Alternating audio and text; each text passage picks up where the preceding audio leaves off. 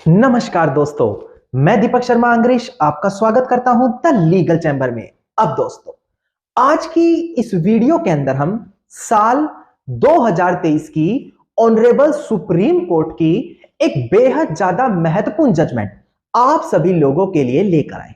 अब दोस्तों, अक्सर मैंने बहुत बार देखा है जब लोग किसी जमीन पर कब्जा पाने के लिए कोर्ट में केस कर देते हैं। कई बार सिचुएशन यह होती है कि दोनों पार्टी खुद को उस संपत्ति का मालिक बता रही होती हैं। कई बार देखा जाता है उन दोनों में से एक तो संपत्ति का मालिक होता है, जबकि दूसरा पार्टी वहां पर कब्जा करके बैठा रहता है। पर दोस्तों, कई बार ऐसी सिचुएशन भी देखने को मिलती है जब दोनों पार्टी में से कोई भी प्रॉपर्टी की रियल ओनर नहीं होती। हो सकता है वो कोई फ्रॉड डॉक्यूमेंटेशन बनाकर बैठी हो सकता है वो बेवजह फोर्सफुली कब्जा करके बैठी हो सकता है वो इररेलेवेंट डॉक्यूमेंट के साथ खुद को ओनर मान रही हो, जैसे कि जीपीए हो गया, अपना हम यहां पर कह सकते हैं कोई डीड हो गई जो रजिस्टर्ड नहीं है, जिसका रजिस्ट्रेशन होना मैंडेटरी था। इसके अलावा एग्रीमेंट टू सेल हो गया जो लिमिटेशन टाइम से बाहर जा चुका है। कई बार लोग केवल इन्हीं कागजों को अपने पास रखकर खुद को प्रॉपर्टी का ओनर मान बैठते हैं। अब दिक्कत यह आती है कि जब उस प्रॉपर्टी पर केस होता है तब उन लोगों को यह चीज नॉलेज में आती है कि ये डॉक्यूमेंट तो वैलिड टाइटल के डॉक्यूमेंट थे ही नहीं। अब मैं आपको बता दूं कि अगर कोर्ट के सामने ऐसी कोई सिचुएशन आ जाती है जहां पर दोनों पार्टियों के पास ही वैलिड टाइटल नहीं होता, ज्यादातर ये उस कंडीशन में होता है जब कच्चे कागजों से किसी प्रॉपर्टी को खरीदा जाता है। ऐसी कंडीशन में कोर्ट किसके फेवर में फैसला देगा, किसके फेवर में प्रॉपर्टी की ओनरशिप आएगी, यह चीज मैं आज आप लोगों को रेलिवेंट जजमेंट के साथ क्लियर करने वाला हूं। अगर आप लोगों को हमारी ये वीडियोस अच्छी लगती हैं, अगर आप लोगों को हमारी तरफ से किए गए एफर्ट्स अच्छे लगते हैं, तो मेरा आप लोगों से अनुरोध है वीडियो को आप लाइक जरूर कीजिएगा और साथ ही साथ अपना वैल्यूएबल कमेंट सेक्शन में जरूर लिखिए। तो चलिए दोस्तों, अब आज की इस वीडियो को हम ज्यादा लंबा ना करते हुए आज की इस वीडियो को स्टार्ट करते हैं।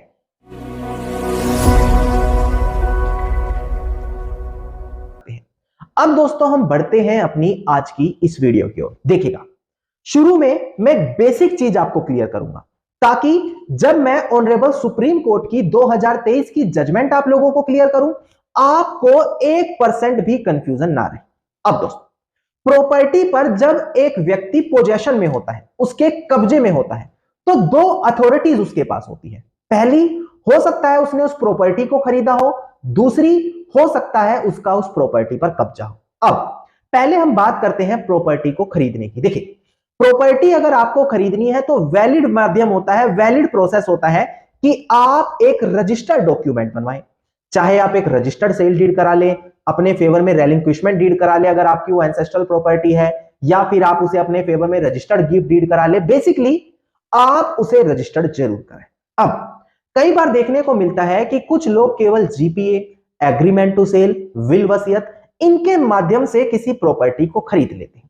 अब ऑनरेबल सुप्रीम कोर्ट साल 2023 में, इससे पहले साल 2011 में भी साफ तरीके से क्लियर कर चुका है। जजमेंट का नाम था Suraj lamp industries private limited versus state of Haryana. वहां पर क्या कहा, ये GPA, agreement to sell, will वसीयत, ये वैलिड डॉक्यूमेंट नहीं माने जाते प्रॉपर्टी को खरीदने के लिए। पर जैसे ही लोग इन डॉक्यूमेंट को एग्जीक्यूट कराते हैं, मतलब कि तैयार कराते हैं, तुरंत उसी समय इन कागजों को लेकर प्रॉपर्टी पर कब्जे में आ जाते हैं, उसका पोजेशन ले लेते हैं। अब उन लोगों को लगता है कि भाई अब तो हम प्रॉपर्टी के ओनर बन गए, हमारे पास कब्जा आ गया। अब दोस्तों, विवाद जब खड़ा होता है जब कोई दूसरा व्यक्ति या तो उस प्रॉपर्टी पर अपना मालिकाना हक दर्शाता है या फिर उस प्रॉपर्टी पर जबरन कब्जा करने की कोशिश करता है।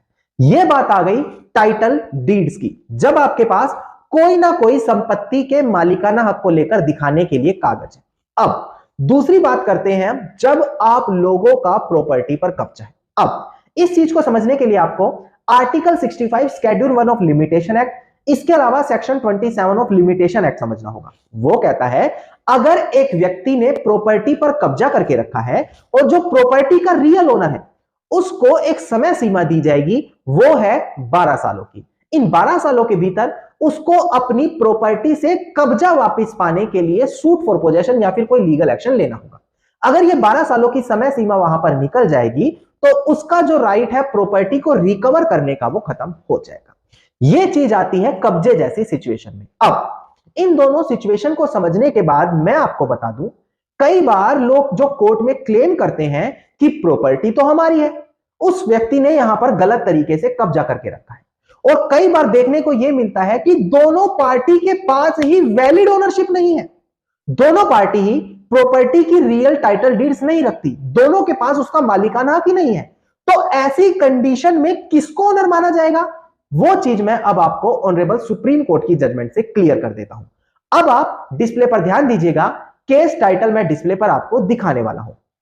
अब दोस्तों डिस्प्ले पर आप ध्यान दीजिएगा, केस टाइटल आपको दिखाई दे रहा होगा। केस टाइटल है हमारा यहां पर Shiv Shankara and another versus HP Ved Vyasacharya. इसका सिविल अपील नंबर है 10215 ऑफ 2011 और डेट ऑफ जजमेंट है 29 मार्च साल 2023, यानी कि बिल्कुल इसी साल की जो लेटेस्ट जजमेंट इस टॉपिक पर आई है वो मैं आप लोगों के लेकर आया हूं, ताकि आप लॉ से रिलेटेड हर अपडेट यहां पर पा सके। और इसीलिए मैं लोगों को भी कहता हूं कि अगर आप सभी अपडेट्स पाना चाहते हैं इसी सिंपल हिंदी लैंग्वेज में, तो चैनल को तुरंत सब्सक्राइब करके नोटिफिकेशन बेल आइकन आप जरूर दबा दीजिए। अब केस के फैक्ट्स मैं आपको क्लियर कर देता हूं, इसके बाद ऑनरेबल सुप्रीम कोर्ट की जजमेंट आपको क्लियर की जाएगी।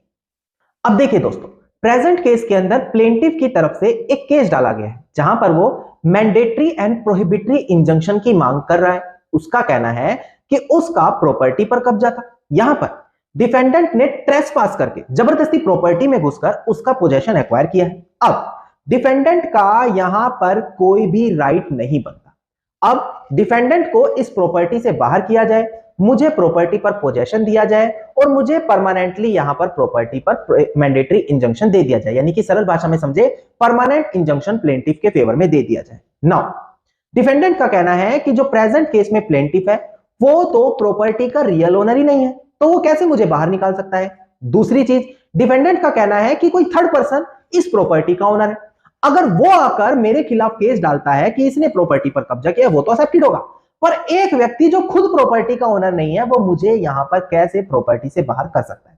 अब प्रेजेंट केस में आपने नोटिस किया होगा, डिफेंडेंट कह रहा है कि प्लेंटिफ ओनर नहीं है, कोई थर्ड पर्सन ओनर है।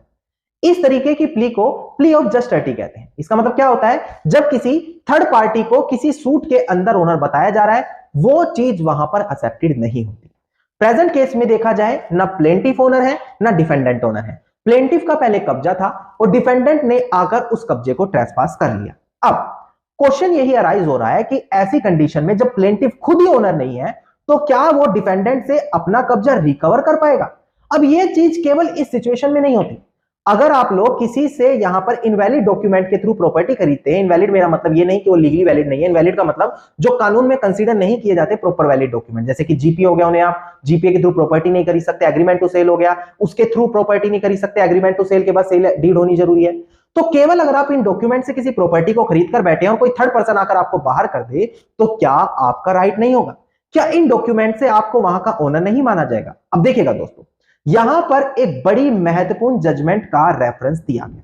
पहले मैं डिस्प्ले पर दिखाकर आपको ये जजमेंट क्लियर कर दूं, फिर मैं आगे आपको कंसेप्ट क्लियर करूंगा। एक बार आप डिस्प्ले पर ध्यान दीजिएगा दोस्तों, केस टाइटल था Nair service society limited versus Rev father KC Alexander and other, AIR 1968 SC 1165। देखिए यहां पर यही ऐड किया था कि अगर एक व्यक्ति आउटसाइड बाय पर्सन, किसी व्यक्ति की तरफ से बाहर कर दिया गया है और जिसने उसे बाहर किया उसके पास खुद ही अधिकार नहीं है, वो खुद ही उसका मालिक नहीं है, तो ऐसी कंडीशन में जिस व्यक्ति को बाहर किया है वो अधिकारी होगा, वो एंटाइटल होगा कि वो अपने उस कब्जे को जो उसे बाहर किया गया है उस कब्जे को वापस पा सकता है, भले वो खुद वहां पर प्रॉपर्टी का मालिक ना हो। यानी कि दोस्तों, अगर एक व्यक्ति प्रॉपर्टी पर कब्जे में है और कोई दूसरा व्यक्ति आकर जो खुद प्रॉपर्टी का ओनर नहीं है उसको बाहर कर देता है, तो ऐसी कंडीशन में जिसको बाहर किया गया है उसके पास ये राइट होगा कि वो अपना प्रॉपर्टी का कब्जा वापस पा सके। क्यों? क्योंकि यहां पर कानून में यह माना जाता है कि एक व्यक्ति अपने कब्जे को पूरी दुनिया से प्रोटेक्ट करने का अधिकार रखता है, अनटिल एंड अनलेस जो सामने वाला व्यक्ति है वो खुद प्रॉपर्टी का रियल ओनर ना हो। अब ये पॉइंट मैं डिस्प्ले पर दिखाकर आपको समझा दूं ताकि कंसेप्ट पूरा आपको A to Z क्लियर हो। डिस्प्ले पर ध्यान दीजिएगा, ये कहते हैं व्हेन द फैक्ट डिस्क्लोज्ड है, यानी कि जब केस के फैक्ट ये कहते हैं कि दोनों पार्टी के पास ही टाइटल नहीं है, तो उसी समय जो व्यक्ति पहले से पोजेशन में है, यानी कि जिसका प्रायर पोजेशन था, वही चीज साबित रहेगी ये दिखाने के लिए कि हां उसका इस प्रॉपर्टी पर अधिकार बनता है कब्जा रखने का, और हां, उसको रियल ओनर की तरह ही माना जाएगा और वो पूरी दुनिया के खिलाफ कब्जा अपना वहां पर बरकरार रखता है except against the rightful owner. यानी कि जब तक आकर प्रॉपर्टी का रियल ओनर खुद केस नहीं करता, जब तक वह प्रॉपर्टी पर अपना कब्जा पूरी दुनिया से प्रोटेक्ट रखने का अधिकार रखता है। अब कई बार लोगों का क्वेश्चन मुझसे रहता है कि सर हमारा प्रॉपर्टी पर 2 पीढ़ियों से 3 पीढ़ियों से कब्जा चला रहा है, जो प्रॉपर्टी के रियल ओनर है उनके बारे में पता ही नहीं है वो रहते क्या है।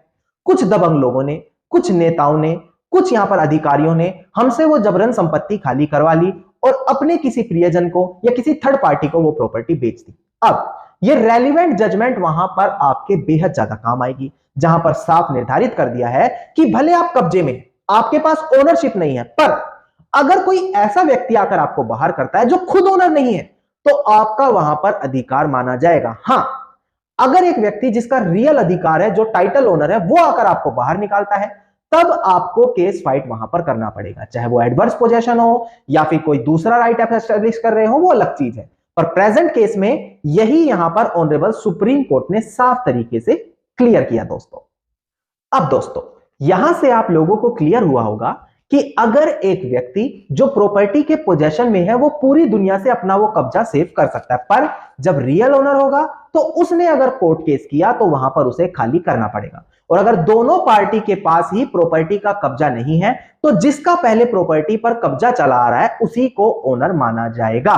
तीसरी चीज, अगर एक दूसरी पार्टी के बीच में किसी प्रॉपर्टी को लेकर वाद विवाद चल रहा है तो थर्ड पार्टी के तहत वो प्ली नहीं ले सकते कि ये यहां पर ओनर है। जब विवाद आप लोगों के बीच में है तो फैक्ट्स भी आप ही दोनों लोगों के बीच के देखे जाएंगे दोस्तों। धन्यवाद दोस्तों, उम्मीद करता हूं वीडियो के अंदर मिली जानकारी आप सभी लोगों के लिए बेहद ज्यादा लाभदायक साबित होगी। वीडियो के अंदर अगर मिली जानकारी आप सभी लोगों को अच्छी लगी तो वीडियो को आप लाइक, शेयर और कमेंट जरूर कीजिएगा। वीडियो से जुड़ा अगर आप लोगों का कोई भी क्वेश्चन है तो आप कमेंट सेक्शन में मुझे लिख सकते हैं। इसके अलावा अगर आप इसी प्रकार की इंफॉर्मेटिव वीडियोस रोजाना पाना चाहते हैं तो चैनल को सब्सक्राइब करके नोटिफिकेशन बेल आइकन आप जरूर दबा दें।